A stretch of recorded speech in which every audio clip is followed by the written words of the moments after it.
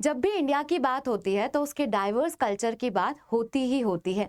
ऐसी ही cultural diversity witness करने के लिए प्राइम मिनिस्टर नरेंद्र मोदी आसाम गए हुए हैं।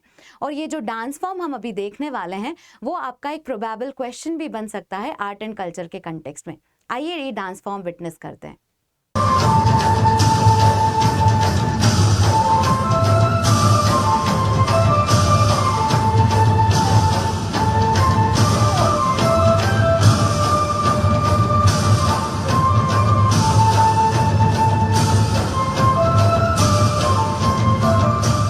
आपने अभी जो क्लिप देखी वो झूमर डांस की है।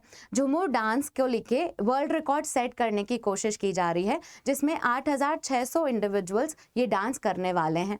अब ये डांस फॉर्म होता क्या है, ये कौन सी ट्राइब परफॉर्म कर रही है, इसके बारे में हम इंफॉर्मेशन गैदर करेंगे। पर पहले ये जानना जरूरी है कि आसाम में ये सेलिब्रेशन हो किस लिए रहा है। तो आइए जानते हैं ये सेलिब्रेशन की वजह क्या है। दरअसल आसाम जो है वो 200th एनिवर्सरी बना रहा है अपनी टी इंडस्ट्री की। टी इंडस्ट्री के 200 साल होने पर यह सेलिब्रेशन रखा गया है, जिसमें टी प्लांटेशन में काम करने वाली ट्राइब्स जो हैं उनका कल्चर भी सेलिब्रेट किया जा रहा है। जो ट्राइब्स टी प्लांटेशन में काम करती हैं उन्हें टी ट्राइब कहा जाता है। थोड़ा सा उनके बारे में भी जान लेते हैं। टी ट्राइब्स जो हैं ओरिजिनली ब्रिटिशर्स ने माइग्रेट कराया था आसाम में इन ट्राइब्स को। ये हैं झारखंड, उड़ीसा, वेस्ट बंगाल, छत्तीसगढ़ जैसे एरिया से, बेसिकली छोटा नागपुर प्लेट्यू से बिलोंग करती हैं ये ट्राइब्स, जो माइग्रेट करके आसाम गई टी प्लांटेशन में काम करने के लिए। ये माइग्रेशन जो है वो फोर्सफुल भी था और वॉलंटरी भी था, मतलब कुछ लोग इच्छा से चले गए, कुछ लोगों को जबरदस्ती भेजा गया। इनका जो कल्चर है उसका सेलिब्रेशन है, इनका कल्चर है उसका इंटीग्रल पार्ट है झूमर डांस जो परफॉर्म करने वाले हैं ये। आसाम में ये ट्राइब जो है ये इन एरियाज में रहती हैं, आप देख सकते हैं तिनसुकिया, डिब्रूगढ़ जैसे एरियाज में ये रहती हैं। ये ट्राइब्स का होल्ड यहाँ पर है।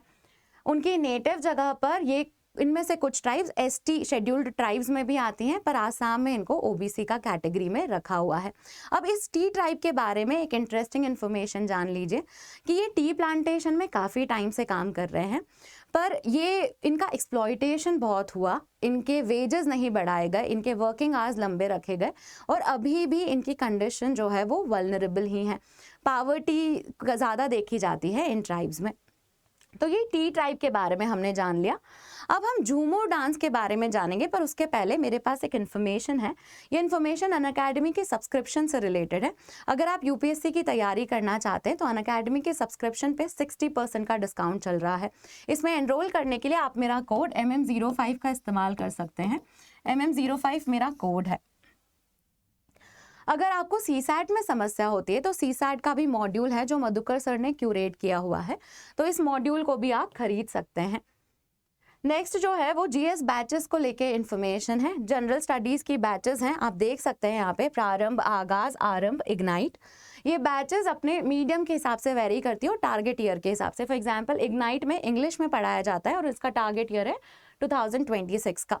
प्रारंभ में हिंदी में पढ़ाया जाता है, हिंदी मीडियम के लिए है ये बैच, 2026 का टारगेट ईयर है। आगाज और आरंभ इंग्लिश की बैचेस हैं, पर इनका जो टारगेट ईयर है उसमें डिफरेंस है, आप देख सकते हैं 2026 और 2027।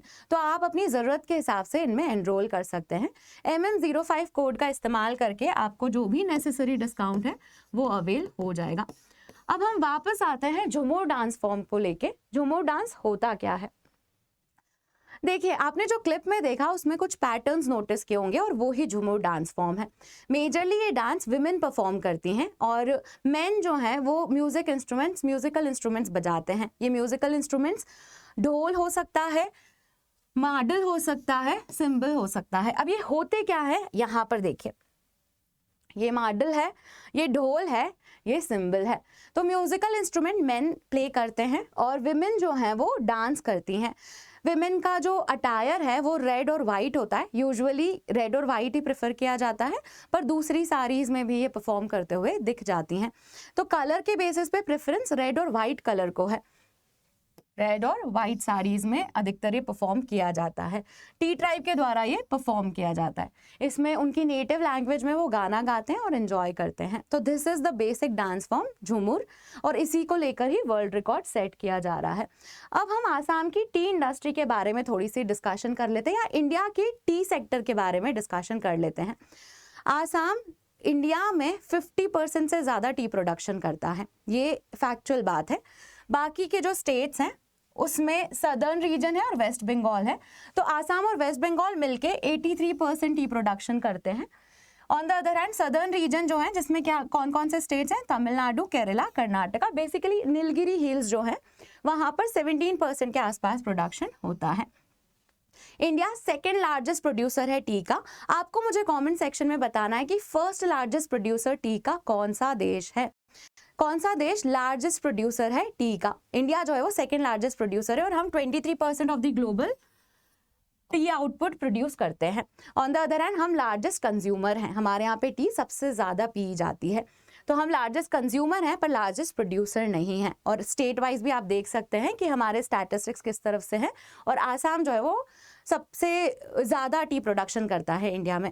तो अगर आपको इन्फॉर्मेशन पसंद आई है तो do let us know in the comment section. इस वीडियो को लाइक और शेयर कीजिए और चैनल को सब्सक्राइब कर लीजिए। Thank you.